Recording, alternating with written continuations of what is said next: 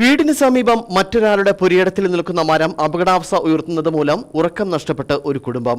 അടിമാലി മച്ചിപ്ലാവ് ചാറ്റുപാറ സ്വദേശിയായ ആൽബിൻ ആന്റണിയും കുടുംബവുമാണ് ഈ മഴക്കാലത്ത് ആശങ്കയിൽ ജീവിതം തള്ളി നീക്കുന്നത്.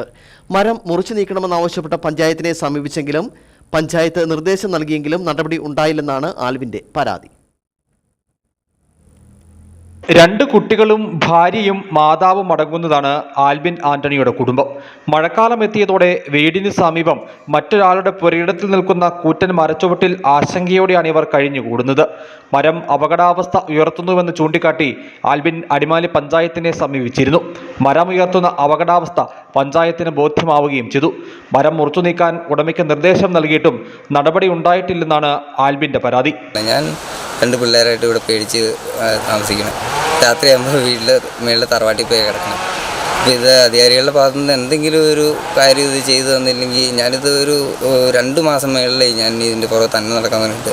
എത്ര ദിവസം പണിയും കളഞ്ഞിട്ട് ഇതിൻ്റെ പുറകെ നടക്കണമെന്നറിയാം. മരത്തിൻ്റെ ചുവടിന് പറയത്തക്ക ഉറപ്പില്ലാത്തതാണ് ആശങ്കയുടെ അടിസ്ഥാനം. ശക്തമായ കാറ്റിലും മഴയിലും മരം നിലംപതിച്ചാൽ വലിയ അപകടം സംഭവിക്കും. അപകടമുണ്ടാകും മുമ്പേ മരം മുറിച്ചു നീക്കാനുള്ള ഇടപെടലുണ്ടാകണമെന്ന ആവശ്യം ആൽബിനും കുടുംബവും ആവർത്തിക്കുകയാണ്. News bureau, Adimali.